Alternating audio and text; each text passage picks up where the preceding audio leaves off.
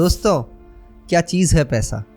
अक्सर हम सोचते हैं कि पैसे से लिए हुए हमारे बड़े डिसीजंस, चाहे वो इन्वेस्ट करना हो या बड़ा एक्सपेंस करना हो या बिजनेस में कोई बड़ा इन्वेस्टमेंट हम चाहते हैं करना, ये सब डिसीजंस हम मैथमेटिकल कैलकुलेशन के बेसिस पे करते हैं। क्या आपने कभी ऐसा सोचा है कि ये डिसीजंस हम अपने पर्सनल पॉइंट ऑफ व्यू और दुनिया को हम किस नज़रिए से देखते हैं, अपनी पर्सनल सिचुएशन, ईगो, इसके तहत लेते हैं?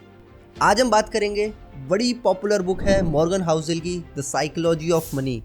इस बुक में मॉर्गन हाउसेल बताते हैं कि अक्सर लाइफ के बड़े डिसीजंस या फिर बड़ी बिजनेस डील्स सिर्फ एक टेबल पर होती है और उस टेबल में बहुत हाई चांसेस हैं उस समय पर आपका मूड और आपकी लाइफ लॉन्ग मनी के साथ क्या रिलेशन है, उसके बायस पे आप अपने डिसीजंस लेते हैं। मीरा, जो कि एक सॉफ्टवेयर इंजीनियर है, इसकी छोटी सी कहानी के साथ हम सीखेंगे द साइकोलॉजी ऑफ मनी के 5 लेसन्स। मीरा, जो कि एक सॉफ्टवेयर इंजीनियर है, और रश्मि एक फैशन ब्लॉगर है। दोनों की लगभग सैलरी मान लेते हैं बराबर है। मीरा पर अपनी सैलरी को इन्वेस्ट करती है, सेव करती है और उसे मैक्सिमम पैसा घर पे भेजना होता है। एट दी अनदर एंड जो रश्मि है, वो जनरली अपने फैशन के लिए, अपनी ड्रेसेस में या ट्रैवल करने के लिए या गियर्स में खर्च करती है। अब यहाँ पर यह कहना गलत होगा कि मीरा सही है या रश्मि ठीक है। दोनों के मनी के डिसीजंस पर्सनल हैं और प्योरली सिचुएशन पर बेस्ड है। हो सकता है मीरा के घर पे जो सिचुएशन है वो रश्मि के ना हो, इसलिए मीरा को वो घर पे पैसा भेजना होता है। But at the another end Rashmi की बात करें, क्योंकि उसे मज़ा आता है उस चीज़ों में इन्वेस्ट करने में जो कि फैशन से रिलेटेड है, तो वो करती है। तो इस बुक में मॉर्गन हाउसेल ने ये बताया है कि मनी के साथ जो हमारा रिश्ता है, हमारे डिसीजंस हैं, वो कई बार बहुत पर्सनल होते हैं। We should not be very judgmental about it when we see other people doing something that doesn't align with our values. Morgan ने इस चैप्टर में एक बात पे बहुत जोर डाला है कि आप जिस एरा में बॉर्न हुए हैं और जिस एनवायरनमेंट में आप रेज हुए हैं, ये उस पर बहुत ज़्यादा डिपेंड करता है कि आपका मनी के साथ रिश्ता कैसा होगा। मेरे कई सारे दोस्त हैं जो कि स्टॉक मार्केट में इतनी गंदी चपत खाए हुए हैं कि उन्हें बड़ा डर लगता है कि नहीं भाई, स्टॉक मार्केट से दूर रहेंगे। क्यों? क्योंकि हो सकता है उनके टाइम में जब मार्केट डाउन था तब उन्होंने इन्वेस्ट किया। बट मेरे कुछ दोस्त ऐसे हैं जो कि स्टॉक मार्केट से काफ़ी पैसे भी अर्न करते हैं। तो इट ऑल डिपेंड्स कि आप किस एरा में और किस सिचुएशन के साथ आपका मनी के साथ एक बॉन्ड बनाए और आप उसी के बायस पे बहुत सारे डिसीजंस लेते हैं। Lesson number 2, wealth is what you don't C. Generally जब हम किसी इंसान को महंगी गाड़ी लेते हुए देखते हैं या इंस्टाग्राम पर पिक्चर्स देखते हैं उसके, तो हमारे मन में एक परसेप्शन बनता है कि वो बंदा तो पैसे वाला होगा। ऑन दी अनदर हैंड, हम कोई इंसान जो कि एक नॉर्मल सी ज़िंदगी जी रहा है और ज़रूरत अनुसार उस पर गाड़ी है और सारी व्यवस्था है, उसको देखते हैं तो हमारे मन में परसेप्शन बनता है कि हाँ, ठीक ठाक कमाता होगा ये। पर मॉर्गन हाउसेल में एक बड़ी डीप बात बोली है कि आपको नहीं पता कि कौन रिच है, कौन वेल्दी। जो असली वेल्दी पीपल है, उनकी सारी वेल्थ हिडन होती है। हो सकता है जो पर्सन जिसके पास आप कार देख रहे हो वो उसने लोन पे ली हो, और दूसरी साइड जो इंसान आपको एक सिंपल सोअर ज़िंदगी जीता हुआ दिख रहा है, उसके पास इतनी वेल्थ हो, इतनी ज़मीन हो, इतनी जायदाद हो, इतने स्टॉक्स हो या वॉट नॉट, उसके पास पैसा हो। तो नेट वर्थ किसकी ज़्यादा हुई? किसी की भी। We don't know, right? Wealth is what you don't see. We often get confused wealth with flashy cars and designer cloth. However, the real wealth is not the money you spend, it is the money you invest or save. To apply this in your practical life, remember, a big bank balance is better than big branded wardrobe. Lesson number 3, getting wealthy versus staying wealthy.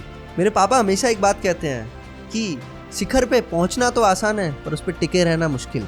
Trust me guys, lot of money is not easy to handle. It's not about having money, it's about handling money. Morgan Housel बताते हैं कि कई बार हम life में पैसे कमा लेते हैं पर उसको और बढ़ाने के चक्कर में उसको इतना रिस्क में डाल देते हैं कि वी लूज इट ऑल। मान लीजिए स्टॉक मार्केट में आपने कुछ हाई रिस्क स्टॉक्स लिए और कुछ पैसे अर्न किए, but the better approach is to invest it wisely and patiently, जिससे कि आप उस पैसे को स्लोली एंड ग्रेजुअली ग्रो करें। पैसे कमाने के लिए आप हाई रिस्क लेते हैं, स्किल्स जनरेट करते हैं। मॉर्गन हाउसेल कहते हैं making money is okay but keeping money is a whole different game. For an example, आप पैसा बनाने के लिए क्या स्ट्रेटजीज लगाते हैं? अलग अलग आइडियाज़ खोजते हैं, कुछ रिस्क भी लेते हैं, कुछ मनी इन्वेस्ट भी करते हैं और फिर आप उससे पैसा बनाने की सोचते हैं। एंड दी अनदर एंड, जब आपके पास कुछ पैसा होता है, उस पैसे को आप वाइजली इन्वेस्ट करते हैं जिससे कुछ रिटर्न मिले। इसमें पेशेंस, फ्रूगैलिटी और सेंस ऑफ पैरानोया चाहिए। जो कि एक होल डिफरेंट गेम है than making money. Lesson number 4, luck and risk. Remember Meera ने कुछ पैसों को यूज़ किया और थोड़ा सा रिस्क लेकर स्टॉक मार्केट में लगाया। और दूसरी साइड एक पर्सन था जीतेश, जिसने क्या किया, उस पैसे को क्रिप्टो में लगाया। अब लक की बात है कि मीरा का जो इन्वेस्टमेंट था turn out to be good, उसको बहुत अच्छे रिटर्न्स मिले। But at the another end Jitesh था, बिकॉज ऑफ वॉर एक इन्फॉर्मेशन आई और पूरा क्रिप्टो मार्केट डाउन हो गया। अब इस बात को हम पढ़ें तो ये नहीं कहेंगे किसी का एनालिसिस ख़राब था या फिर किसी का एनालिसिस अच्छा था। यहाँ पर हम कहेंगे कि लक बहुत ज़्यादा इन्वॉल्व था। दोनों ने रिस्क लिया, but someone got lucky, someone could not, but that is how it is. So, according to Morgan Housel, we should accept and admit the role of luck everywhere. मान लीजिए कि हमारा उस एरा में जन्म हुआ है जिस एरा में हम मार्केट को राइज करते हुए देख रहे हैं। There are people जो कि ऐसे एरा में बॉर्न और रेज हुए हैं जिस समय मार्केट इतनी तेज़ी से ग्रो नहीं कर रहा था। So, it depends lot of factors. जब भी हमें लगे we got lucky in something, we should be grateful for that. Number 5, never enough. आपने लाइफ में बहुत सारे ऐसे लोग देखे होंगे जिनके पास बहुत पैसा है बट वो खुश नहीं है। क्यों? इस बुक में एक साइकोलॉजी बताई है कि लोगों को पता नहीं है कि उन्हें कितना चाहिए। जो भी लोग इस रैट रेस में भाग रहे हैं उन्हें इतना पता है कि हाँ उन्हें पैसा कमाना है, बट ये नहीं पता कि कितना। और एक साइकोलॉजी है, चाहे एक पर्सन जो 5,000 रुपये में खुश है वर्सेस एक पर्सन जो 5 लाख में भी खुश नहीं है, राइट? उसको ये नहीं पता है कि कितना उसे चाहिए, क्योंकि उसके डिज़ायर सिर्फ बढ़ते ही जा रहे हैं। और अगर आपको इस डिज़ायर लूप की एक बार आदत पड़ गई तो you will fall into that trap जो इस बुक में बोला है, नेवर इनफ। अगर आपको हमेशा लगने लगा कि आपके पास ज़रूरत के अनुसार पूरा नहीं है तो आप क्या करेंगे? खुश नहीं रहेंगे। फिर आप और थ्राइव करेंगे और पैसा कमाएंगे। फिर भी आपको लगेगा अरे यार अभी तो लिमिटेड ही है और करना है, फिर आप और कमाएंगे। तो जिस सिचुएशन में पहले उसको रोकें और समझें। मैं आपसे ये नहीं कह रहा कि और नहीं कमाएं, बस सेटिस्फाइड हो जाएं। देखिए, एक बहुत छोटी सी प्रैक्टिस आप कर सकते हो, just to calculate an absolute number. जो ये वीडियो है थिंक एंड ग्रो रिच, इस बुक में भी एक बात बहुत अच्छी बताई है कि आपको ये पता होना चाहिए कि आपसे एब्सोल्यूट नंबर क्या चाहिए। आप एक बार बैठकर छोटी सी कैलकुलेशन करें कि आपको क्या क्या चाहिए। उसमें जो चाहिए जीवन में सब कुछ लिखें। जितने फ्लैट चाहिए, घर चाहिए, बंगला चाहिए, गाड़ी चाहिए, लग्जरी कार, पेरेंट्स के कुछ सपने हो सकते हैं, फॉरेन ट्रिप्स हो सकती है, एनीथिंग एंड एवरीथिंग। और उसके बाद उनकी लमसम प्राइस लिख लेना।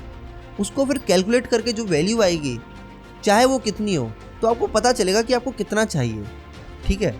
अब उसमें एक बहुत इंपॉर्टेंट इंसाइट आपको मिलेगा कि इसमें बहुत सारी ऐसी चीज़ होंगी जो कि आपकी वांट्स होंगी, ना कि नीड।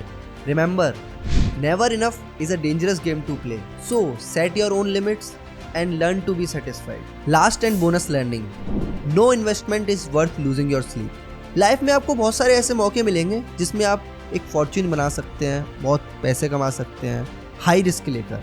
पर if it is costing your sleep, if it is costing कि आपको रात में हल्की सी भी टेंशन हो रही है और आप वो चैन की नींद नहीं सो पा रहे हैं, तो दोस्तों don't go for that trap. कोई रिश्तेदार हैं, उन्होंने गारंटेड लोगों को रिटर्न्स दिए हैं बहुत सारे, स्टॉक मार्केट, म्यूचुअल फंड सबसे ज़्यादा। आई डोंट नो, कुछ भी वो करते हो फॉर एन एग्जाम्पल। अब आपने ये सोच के सोचा तो सही कि यार ये रिस्क ले लेते हैं, रिटर्न ज़्यादा मिलेगा। पर अगर आपको वो पैसा देकर ऐसा लग रहा है कि यार वो पैसा नहीं मिला तो क्या आप वो डिसीजन लेना चाहेंगे? एक बार आपके वो सवाल आ गया दिमाग में कि वो पैसा नहीं आया, तो वो रातों की नींद आपकी उड़ जाएगी। तो दोस्तों, इसमें मॉर्गन हाउसेल ये बोलना चाहते हैं कि अगर कोई भी इन्वेस्टमेंट या कोई भी रिस्क, चाहे वो कितना भी रिवॉर्डिंग हो, कितना भी ल्यूक्रेटिव हो, अगर वो कॉस्ट कर रहा है आपकी स्लीप, वो चैन की नींद सोने वाली स्लीप, तो उसको मत लो।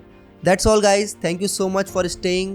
I'm really thankful for each and everyone for giving me so much of love, support from all sides, and I will continue doing it. Next book और interesting आने वाली है। One last thing, like I said, इस पूरी book की summary में जो भी आपको top 1 लर्निंग है वो कमेंट में लिखिए as a part of self reflection, so that आप उसे बेहतर याद रख पाएंगे, रिटेन रख पाएंगे अपनी मेमोरी में। Remember, money is not about dollars, cents or maths. It's about mindset, values and personal experiences. Start applying these lessons in your life to become rich, wealthy